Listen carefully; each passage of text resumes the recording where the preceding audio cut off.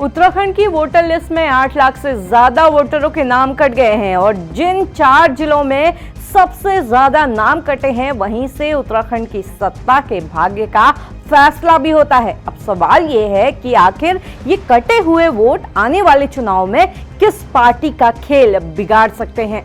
नमस्कार, मैं हूं रक्षिता बोरा और आप देख रहे हैं खबर उत्तराखंड।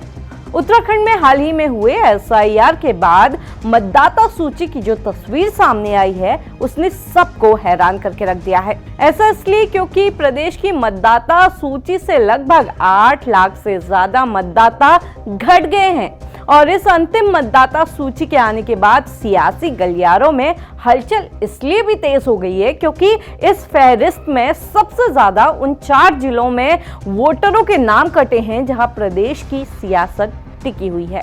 देहरादून, उधम सिंह नगर, अल्मोड़ा और हरिद्वार। इन्हीं 4 जिलों में राज्य की 50% विधानसभा सीटें आती हैं और यहीं लगभग 5,49,000 से ज्यादा वोटर कम हो गए हैं।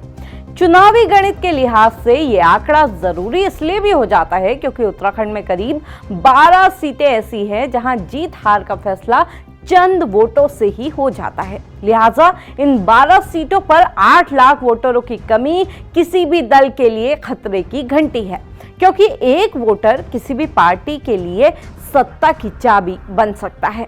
सबसे पहले ये समझना भी जरूरी है कि आखिर मतदाता सूची से ये नाम कटे क्यों। तो मीडिया रिपोर्ट्स बताती हैं कि साल 2003 के बाद उत्तराखंड में एसआईआर नहीं हुआ था। अब जिसकी वजह से 2 दशक तक मतदाता सूची में मरे हुए लोगों के नाम चलते रहे, पलायन कर चुके लोग भी वोटर लिस्ट में बने रहे और डुप्लीकेट एंट्रीज की भी भरमार रही।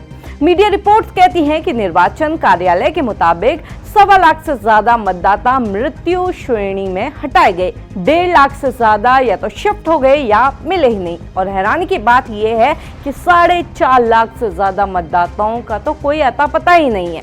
अब सवाल उठता है कि मतदाता सूची में कटे ये वोटरों के नाम किस पार्टी का खेल बिगाड़ सकते हैं। तो आपको बता दें कि मीडिया रिपोर्ट्स के मुताबिक मुख्य रूप से 4 जिलों से ज्यादा नाम काटे गए हैं।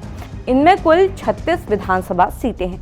साल 2022 के विधानसभा चुनाव में भाजपा ने इनमें जो ये 4 जिले हैं इनमें 20 सीटें जीती थी।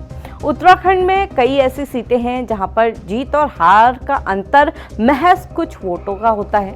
एक मोटे अनुमान के मुताबिक जिन सीटों पर जीत हार का मार्जिन बहुत कम होता है ऐसी सीटों की संख्या तकरीबन 1 दर्जन के आसपास है। ऐसे में तकरीबन 8 लाख वोटों का वोटर लिस्ट से हट जाना राजनीतिक पार्टियों के समीकरण को बिगाड़ सकता है।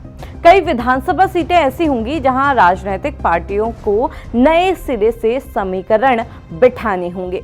एसआईआर के आंकड़ों के मुताबिक सबसे ज्यादा वोटर देहरादून और उधम सिंह नगर में कम हुए हैं, इसके बाद अल्मोड़ा और हरिद्वार में।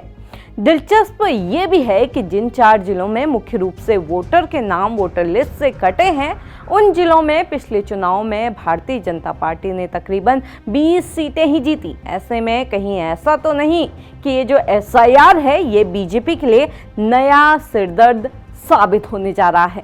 अब आप इस एसआईआर को लेकर क्या सोचते हैं, कमेंट करके जरूर बताइएगा।